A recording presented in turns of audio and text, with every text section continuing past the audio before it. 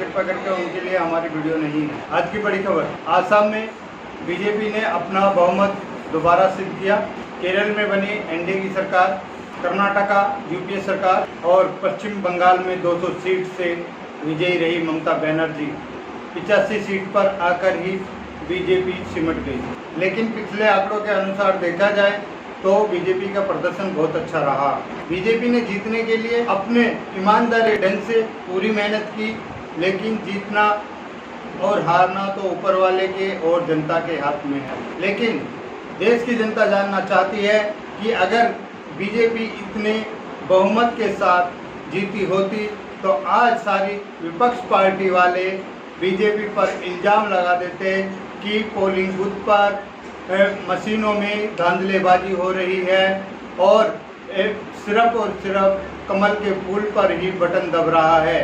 क्या ममता बनर्जी पे आज ये इल्ज़ाम नहीं लगना चाहिए कि ईवीएम मशीन में हैकिंग का काम ममता बनर्जी ने भी किया है? लेकिन बीजेपी इस तरह की ओछी हरकत नहीं करती। बीजेपी अपनी ईमानदारी के साथ में, अपनी सीटों के साथ, संयम के साथ चुप बैठेगी और किसी भी तरह की कोई चर्चा नहीं करेगी। वैसे देखा जाए तो बीजेपी का ये अच्छा प्रदर्शन है।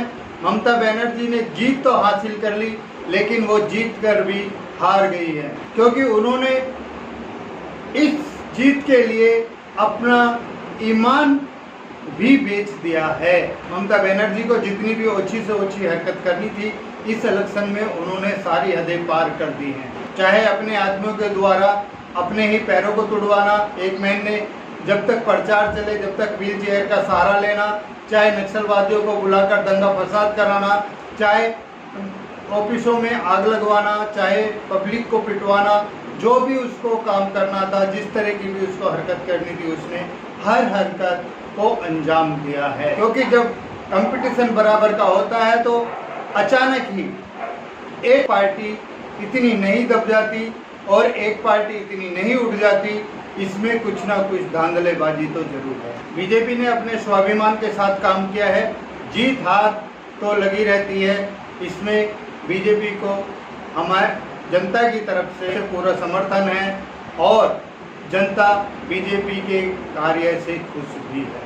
ममता बनर्जी ने इस इलेक्शन में अपनी सारी मर्यादा तोड़कर रखी। वो जहाँ पे उसको अली मोहम्मद पैगंबर की दासी बनना था, वहाँ पे वो अली मोहम्मद अकबर की दासी बनी, और जहाँ पे उसे ढोंग दिखाना था वहाँ पे उसने माँ चंडी का प्रवचन भी किया। जहाँ पे उसको दबंगई से वोट मिलना था वहाँ पे उसने अपने दादाओं को खड़ा किया, और जहाँ पे सहानुभूति से वोट मिलना था वहाँ पे उसने महिलाओं को खड़ा किया। यह इलेक्शन अगर ममता जीती है तो अपने गुंडों और नक्सलवादियों के दम पर जीती है। हमारे देश में कुछ रणनीतिकार, प्रशांत किशोर जैसे लोग ऐसे हैं कि उनको जिधर भी हड्डी का टुकड़ा मिल जाए वो उधर ही अपनी रणनीति को चलाने के लिए पहुंच जाते हैं। उन्हें राष्ट्र हित से कोई मतलब नहीं है। वो सिर्फ अपना पैसे कमाने की मशीन बने हुए हैं। शायद वो भूल गए हैं कि एक दिन वो खाली हाथ आए थे और खाली हाथ ही उन्हें जाना है। ममता बनर्जी ने कई जगहों पर पोलिंग बूथ पे भी अपनी दादागिरी करवाई और वहाँ पे औरतों को वोटिंग नहीं करने दी और आदमियों को भी पिटवा कर वापसी भेज दिया। जब तक वहाँ पर फोर्स आई, जब तक वो ईवीएम मशीन में बहुत कुछ धांधलेबाजी हो चुकी थी, जिसका परिणाम ये हुआ कि आज ममता बनर्जी 200 सीट पर जीत चुकी। और आज जीतने के साथ ही ममता के आदमियों ने आतंक का तांडव रचना शुरू कर दिया।